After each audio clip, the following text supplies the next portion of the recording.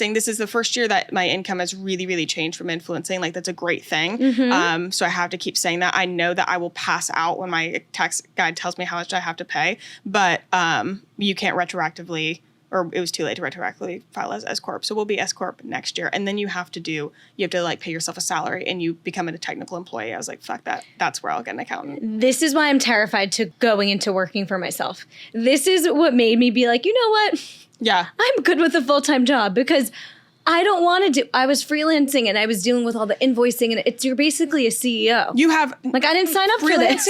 Like, you could probably relate to this. Like, I did not have a great relationship with freelancing. And so I don't. When people say I'm freelance, I'm like, ooh, like, and I love that for you. But when you are not only your sales, you have to go get clients. That's a whole job in itself. You're also the person executing the thing. You're also the person who's having to manage the finances. And then you're strategic in a company. Businesses, they will not have the same person dealing in the weeds with the person looking up at strategy because it is very hard, near impossible to do. And so I'm like, fuck that. It's like such an amazing skill set. And to be a successful freelancer is out of this world. But yeah, it gets to be a lot. So that I'll be getting an accountant right now. Because right now it's just like, I think you should, moving money around. And I'm like, like when it comes to like receipts and shit, I'm sure like, I'm not going to be like, I know I got to upload a bunch of shit. I'm going to have to upload a bunch of shit. And I'm like, okay, this finance talk is really stressing me out. I'm sweating. I'm like, I don't do any of this. Send help. That's a whole nother podcast. Oh my God. Talk about that. But I am like an open book, whatever you need to know. Yeah. Whatever. I literally have so many questions for you and strategy and everything, but I like don't need to hijack this. No, you're totally. This was a very open thing, but I would love to. I honestly want to hear about your engagement. I haven't watched the YouTube video yet, so like I'm fresh. Oh my God. From like I just saw the like you don't know post. the story. Yes, I don't know the story, okay. But I watched the like your little reel. So I have the shortened version, but I don't. I'm going to see all of it. I like need your help with strategy because I posted a bunch of TikToks. Okay, but Ethan got surgery a week ago maybe, and so I've been waiting to do like just like on his sinuses. Like he's fine. He's fine. Like, oh my God. Everyone's always like, is he okay? I'm like, worry about me. I've been doing everything. Ethan got surgery, meaning he's gone and I have no help. Meaning he's literally laying his ass on the couch. And I'm cooking, cleaning, working 3 jobs. Like, worry about me. Single mom who works 2 jobs. I'm like, he's fine. Lots of kids. Literally. That's my life. Yeah. Anyway, so I've been wanting to do like story time, how I got engaged on TikTok, but I'm like, I feel like he needs to be there for it. Yeah. And there's so many layers. He's finally like feeling. Or don't. I think I did my like story without Joseph. Did you do like makeup? Like, get ready with me? Like, is that how you did it, or you just talked to the camera? I'm like so excited about it that I'm like, I don't know. I kind of want to do a green screen. Oh my God, did I even tell people I got engaged on TikTok? Because I remember the content, so I think you did. I did? I mean, I knew you were engaged. Like, we're engaged? Like, I remember talking about it on the podcast. I don't remember. Maybe you didn't make it like a moment.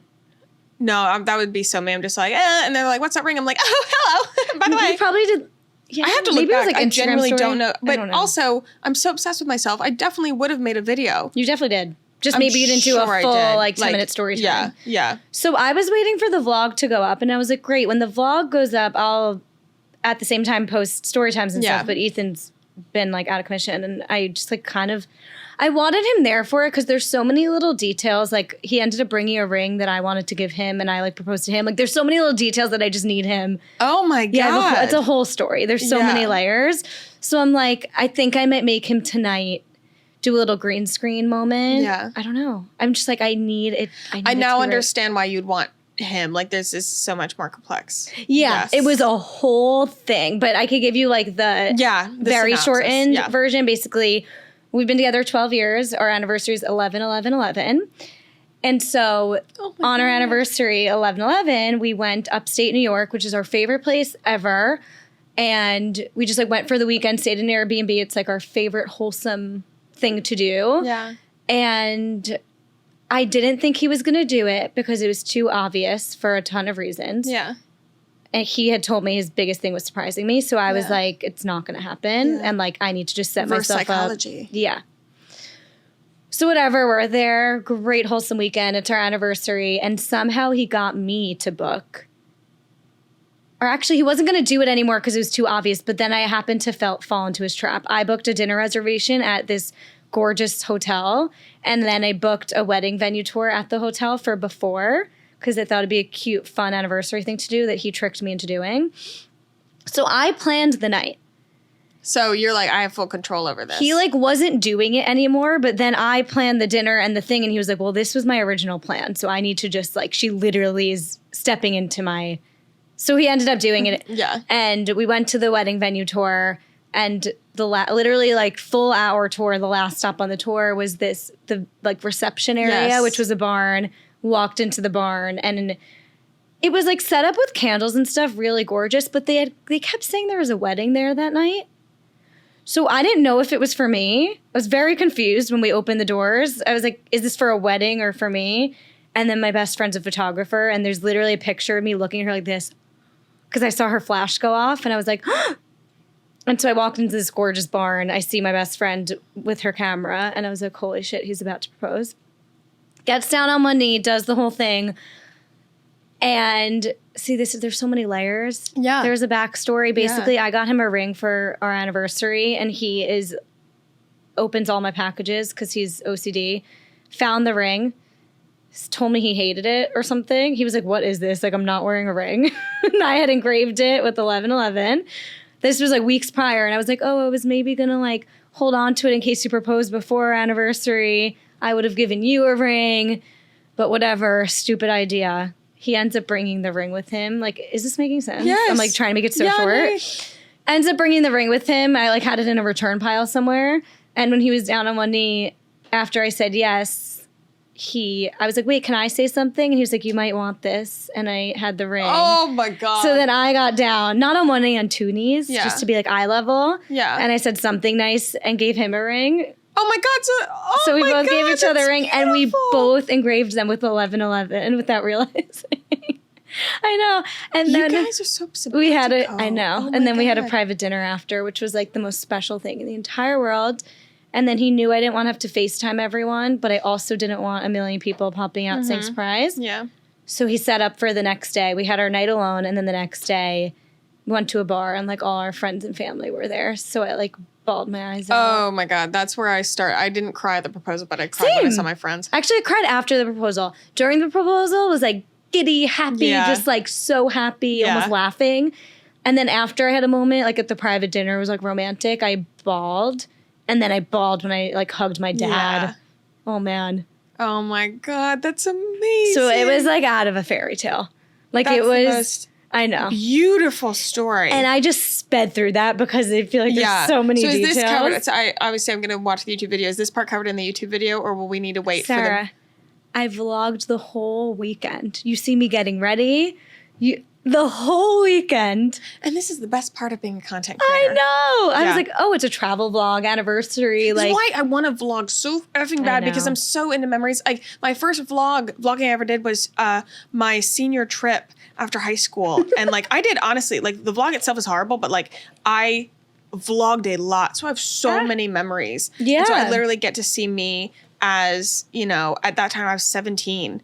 I turned 18 while we were on that trip, and like it's just so a baby, nice. And like looking back at them, like, oh my God, I want to have those memories. I think I vlogged the day I graduated high school. Like, I have a question. Yeah. Do you find it more intimate to post on TikTok or YouTube? Ooh. YouTube, I feel like, because personally, for YouTube, I won't share anything on there because I feel like the only people who are going to watch a full video are like my people. Yeah. Like engaged people. And then TikTok, I'm like, I filmed to get ready with me before the proposal, and I haven't posted it because it just feels, I was getting ready for my anniversary dinner. Yeah. Like I didn't. Yeah. I'm like, are people going to rip this apart and say, oh, she definitely knew and she did it for content? Like TikTok just sometimes feels more vulnerable because you don't know whose hands it's going to land in. Yeah. I think it totally depends on your platform. My platform is obviously TikTok. Right. I think that, if, you know, when I start vlogging on YouTube more and I have more opportunities to be that type of vulnerable, I think I'll feel differently, because I agree, like the longer form, it's different. And especially vlogging, like they're going to see like more of my home and like what I'm doing and everything. But the podcast I share more depth in that, like, I'll share, like, how I break down my finances. Like, I'll give the beef behind Panera, like that type of thing. But it's for the same reason, because no one's going to listen. Yeah, because I'm like, these are people. But I still like, but TikTok, I'm very, very open. But I think it's also because I feel like a detachment. Like, people are like, oh my God, I was talking about Faith and still, like, we were talking to, like, last night, and she was like, you're the only person that could, like, post about farting after a Brazilian wax and it not be weird. And I'm like, I love it's not that. Like, I detach myself from that, but like, if somebody came up to me right now that didn't know, be like, oh my God, you're the one that farted during Brazilian wax and it's really loud. I'd be like, yeah, like, see, that's what it is. I'm okay with. Yeah, I'll feel like sharding. I don't feel like that's personal for me. I'm like, I personally did that, but like, it doesn't feel. No, I'm the same way. I'll talk about. I mean, I literally just did a brand deal about like a vaginal product. Like, I don't care about that. Yeah, it's like the intimate, personal life stuff that I'm like, oh, anyone can watch this. Have you gotten burned before by that? I haven't been burned yet, so I think I have a pretty, like, naive understanding of it. Not burned, but it lands in the hands of sometimes even like family members who might be like, is this about me? Where like they're not making it to 25 minutes in the YouTube video. Yeah. Do you know what I mean? Yeah. No, that is very fair. It's a fine line. Like, they're not listening to the end of my podcast episode. Yeah. Where I talk about my anxiety going home for the holidays or whatever. But like, if I make a 30-second TikTok. Yeah, anybody's this is a personal issue. Yes. No, I 100% what you're saying though. But I haven't gotten, I also don't think I've put enough content on YouTube to like feel that type of exposure.